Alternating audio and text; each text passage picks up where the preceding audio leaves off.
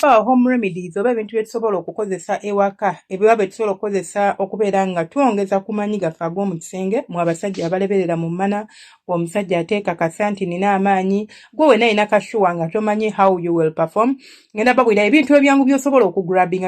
ebiteetaagisa kukozesa maanyi mangi nti ate simanya kwata kino kikurashinga ekola kino just ebintu ebyangu gw'obadde okimanyi nti amazzi plain water drinking water amazzi aga bulijjo amazzi ago g'olaba gakuyambako okuba ng'osobola okubeera nga oyongeza emmana oyongeza amaanyi g'ekisajja ekyo obadde okimanyi oba obadde tokimanyi ekisookera ddala amazzi water towulira nti kyangu towulira nti nno kiri awo kiri easy kiri simple naye nkubuulira amazzi gasobola okuyambako okuba ng'oyongeza amaanyi go g'amaanyi nga bw'okiwanze nina omusajja yangambako nti alina amaanyi era bw'atandika ozina omukazi tagwa kyokka ate azina round ku round naye yanganze singa sirina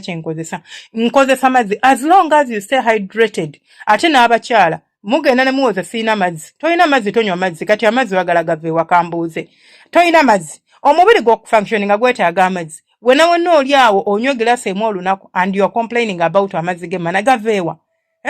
gw'oba ng'oli awo ng'emmanayo eva ebeera nkalu nga naye bakuzina tolinamu edda akatini nnyo k'owuliramu akavaayo bwe kati trust me oli mukalu naye ate osobola beatinga ekyo tudde ku basajja njagala onfunire water bw'oba ng'ogenda kubeera ng'ogenda kuzina mmana make sure onfunire ekicupa ky'amazzi 1 liter oginywere proper hydration ekuyambako okubeera nga improving blood flow ekuyambako okulwanisa fatigue oba obuko mu mubiri ekuyambako okubeera nga osobola okuenduringa tetugamba nti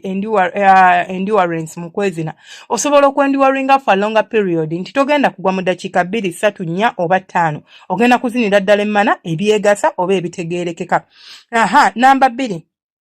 ogundi entangawuzi kyayiwa entangawuzi ezerabikira mu bintu bingi nnyo byenzize ensomesaako era sigenda gwowenga into detail naye ng'entangawuzi ezerabikira ku bintu bingi byenzize ensomesaako entangawuzi eyo ofumba bufumbi mazzi n'okuteekako entangawuzi teekamu akabisi k'enjuki oba si kyo toteekamu it's up to you omubisi gw'enjuki tugulabye jinja tugirabye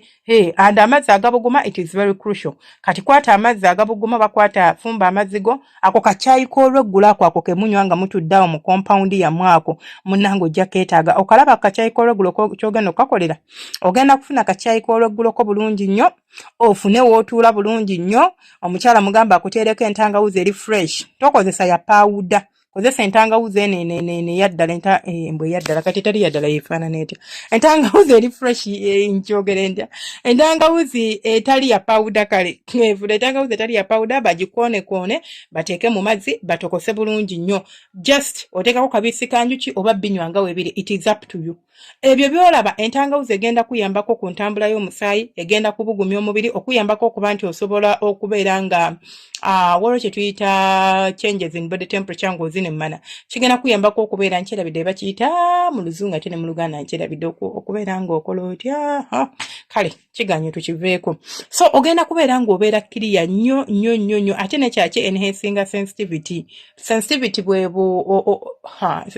bwebuwomi obuki empulira oba nkyerabidde bakyongera kale enhances sensitivity ndowooza oba empulira kale simanyi tukiyite buwoomi mukitegedde abakitegedde atakitegedde nkyerabidde bakinyonyola mu luganda sensitivity nti oba owulira bulungi nti bw'oteekayo omukira mu mmana owulira nti ofiiringa it's not like akasolo kokalinga akaanabi ngoba kalinga akasanyalala nti siwulira kansubirawo nkibreak nze n'okitegeera so kigenda kwongeza ku sensitivity ate nekya kigenda kuwa amaanyi eyo entangawuzi gy'olaba ekuyambako okurepairinga muscles ezibadde zikoye oba ebinywa ebibadde bikoye olunaku tuluyitamu ne lukukubaakuba olaba n'omuntu atula emabega wa kompyuta ng'onyiga bunyizi mapeesa olunaku lukuba ate olwo omuntu nga gw'obuzungu odde eno ddeeri ogenda okutuuka ku mmana nti ozina nga bambi byozina tebiriiyo nga tebitegeerekeka ekyaki osobola okunywawo ekyangu ennyo kokonanti woota mufuneyo kokonanti woota omukuumira awo ewaka kokonanti nno ngenda kudda njala banyumiza njala basomesaako ku kakokonanti oil omugaso gwe kalina mu kwezina kongako nga tuvudde mu kyokuba nti kasereza n'ebisigadde funa coconut water osobola n'okugula bino ebinazi bino ebiri fresh preferably I would love that ebyo ebinazi ebiri fresh n'okitereka ewaka ogenda kuzina mana teweekakasa okikoona bukonyi bwe pa n'okisekula n'oggyamu amazzi ago agaakyo ago g'olaba gayambako okuhydrating omubiri gwo ate gakuyambako okubalansinga kye tuyita electrolytes kiringa ng'omuntu anywa bagiyita power drink energy drink sorry obanga omuntu anywedde energy drink ng'omuntu anywedde Red Bull ng'omuntu anywedde simanya babiyita batya byonna mubiyita energy drinks whatever ze mulina Uganda n'esigadde nti bikuyambako oba kikuyambako okuddamu okubuildinga amaanyi mu mubiri gwo bw'otuuka okuzinemmana n'ozinira ddala ebitegeerekeka ekirala tokoowa mangu coconut water oyo kirungo ky'amaanyi tokoowa mangu ojja kuzinemmana naawe ogambe what is this ekira kyosobola okukola ekyangwa nnyo ekitagenda kukooya omubisi gw'enjuki n'amata kwata amata nga gabuguma preferably kwata amata nga gabuguma teekamu akabisi k'enjuki tabulamu njagala onywe just make sure nti amata tegakola bubi bw'oba omanyi nti amata tegakola toli mulungi nnyo mu mata then do not start with it, don't even tamper but bw'oba omanyi nti oli okay ku nsonga y'amata it is okay tai bw'oba omanyi amata gakola bubi please do not even tamper with it byesonyiwe bireke naye oba omanyi nti amata tegakola bubi amata ago gw'olaba kye kimu ku kirungo omusajja alina kye yeetaaga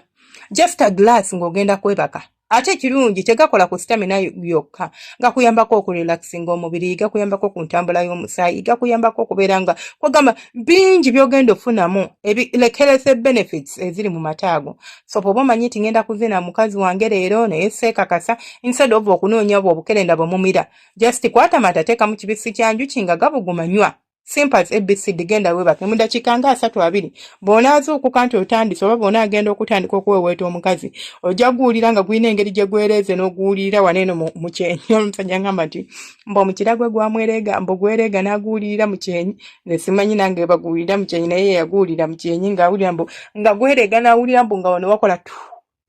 tunga watujja ebyo bye bintu ebimu ku byangu ennyo bye tusobola okukozesa there are a lot of home remedies ze tusobola okubeera nga tukozesa waliwo ebyokulya byosobola okulya nga tonnaba kubeera ng'ozinamana if you cannot get emirandira gye nayogeddeko eggulo gyo nayogedde ku ddagala lye tusobola okukozesa okwejjanjaba emirandira gye tusobola okulya nga tugenda zinamana kati waliwo omuntu nga ye habo tasobola mufuna ng'ali ku kyeyo nga ne bwe yandiyagadde nti okumukozesa tali Uganda nti agenda mu katale anoonye emirandira oba agenda kuwa omuntu ali kumpi n'ekyalo ku kyalo kye atunda ebyobuwanga mugambe nfunire eddagala bati nga tasobola kati ng'ali ku kyeyo oyo kibeera kizibu nnyo okubeera ng'abifuna then gwe relyinga ku bino by'osobola ofuna kubanga nutrients eziri muli ne wano weeziri bwe kiba nkiri kirimu nitric oxide ne wano osobola okufunawo nitric oxide oba mulimu potassium ne wano osobola okufunawo potassium zinc ne wano osobola okufunamu zinc so buli omu akozesa resources z'alina okubeera nga yejjanjaba mubeera bulungi abankuumira atakuumira mpeera mbaagala nnyo bantu bange abalungi.